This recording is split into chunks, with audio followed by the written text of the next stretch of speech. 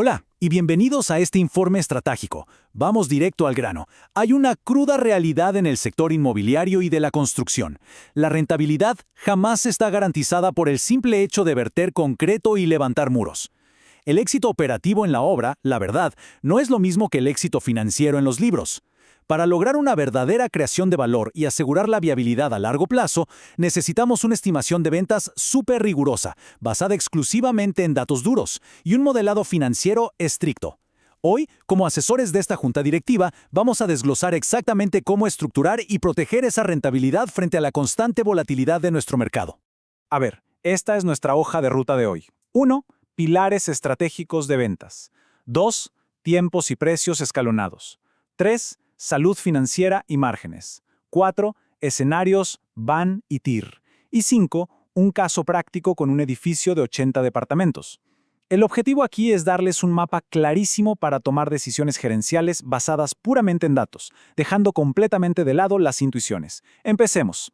Sección 1. Pilares estratégicos de ventas. Bueno, todo arranca con la estimación.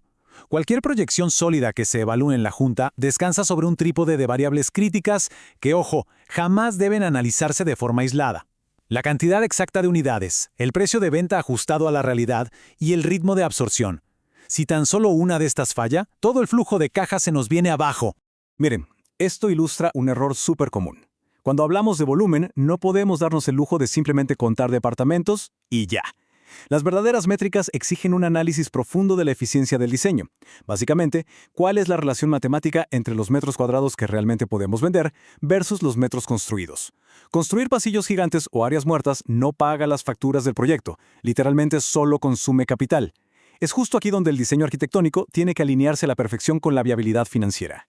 Sección 2. Tiempos y precios escalonados. Ya definimos la eficiencia del espacio, así que pasemos a la línea de tiempo. En el mercado peruano, un ciclo inmobiliario típico toma entre 24 y 36 meses. Obviamente los precios no pueden quedarse congelados todo ese tiempo, tienen que evolucionar estratégicamente. Usar ventas escalonadas es en el fondo una herramienta brillante para mitigar riesgos. Todo empieza con el lanzamiento preventa, con los precios más bajos porque los primeros compradores asumen más riesgo al comprar sobre planos. Luego, en la etapa intermedia, es obligatorio ir ajustando los precios al alza conforme avanza la obra y el riesgo disminuya. Y finalmente, la etapa final, con las unidades listas para entrega. Aquí el riesgo es casi nulo, el valor percibido es máximo y, por supuesto, es donde capturamos la mayor rentabilidad por unidad. Ahora, noten cómo sincronizamos esto con el tiempo. Observen esta distribución estándar para un proyecto de 3 años. En el año 1, que es pura cimentación, buscamos una absorción del 30%. En el año 2, durante la construcción más pesada, apuntamos a absorber el 40%. Y el último 30% se vende estratégicamente en el año 3. Es esta curva de absorción específica la que va a dictar la salud de nuestro flujo de caja mensual. Sección 3. Salud financiera y márgenes.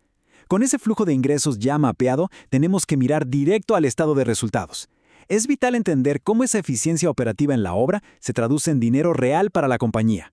Al revisar los estados financieros, la directiva tiene que separar muy bien dos cosas. Por un lado está el margen bruto, que normalmente ronda entre el 20 y el 25%. Esto mide qué tan eficientes somos construyendo frente a lo que vendemos. Pero, a ver, la prueba de fuego real es el margen neto. Después de descontar gastos administrativos, comisiones, impuestos y los altísimos costos de financiamiento, ¿cuánto nos queda de verdad? Hacer esta comparación expone de manera implacable por dónde se nos podría estar fugando el capital.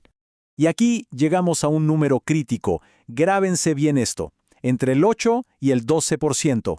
Ese es el margen neto mínimo indispensable que necesitamos para que una constructora opere de manera sana en el sector inmobiliario peruano. Cualquier proyección que amenace con caer por debajo de ese piso del 8% requiere una intervención gerencial inmediata, sin contemplaciones.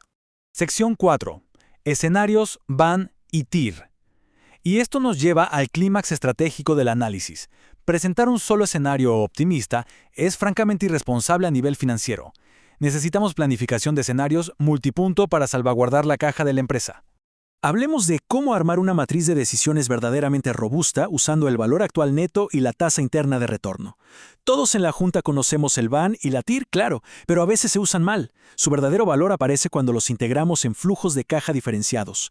Jamás deben calcularse en el vacío con números perfectos. Solo al someterlos a estrés real podemos evaluar de verdad el riesgo del proyecto. Y aquí es donde ese estrés financiero toma forma. Trazamos un escenario base con los números iniciales, un escenario optimista, asumiendo que nos ahorramos un 10%. Pero ojo, toda la atención de la Junta debe estar clavada en el escenario pesimista. Una amenaza súper real hoy en día es que los materiales se disparen de un 15 a un 20%, sumado a demoras en la obra. El modelo tiene que responder clarísimo. ¿Qué le pasa a nuestro van, a la TIR y a la caja si de la noche a la mañana el acero sube un 20%? Sección 5. Caso edificio de 80 departamentos. Para sacar todo esto de la teoría, vamos a aplicarlo a un caso súper aterrizado. Un edificio de 80 departamentos con un valor de ventas proyectado en 42 millones de soles y un presupuesto base de construcción de 15 millones. Para este caso, los pasos son súper rigurosos. Primero, armamos un plan de ventas mensual que distribuya esos 42 millones en las etapas que ya vimos. Segundo, agarramos los 15 millones de costos duros y los castigamos con variaciones del 10 al 15%. Tercero, evaluamos cómo esos golpes impactan directamente el estado de resultados. Y cuarto, identificamos con claridad absoluta cuál es esa línea roja que no podemos cruzar. Este es nuestro filtro final corporativo. Si los números muestran que un alza en los costos del 15% nos tumba el margen neto por debajo de ese vital 8% del que hablamos, la gerencia no puede quedarse pasiva. Se exigen decisiones ejecutivas inmediatas, reestructurar precios, recortar gastos a fondo, o si la matemática de plano no da, tener la audacia de liquidar o pausar activos para proteger el resto del portafolio.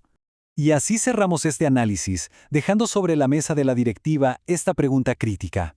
Frente a las variaciones del acero, las fluctuaciones del concreto y las típicas demoras en permisos, ¿cuál es el escenario mínimo absoluto que un proyecto puede tolerar antes de empezar a destruir valor?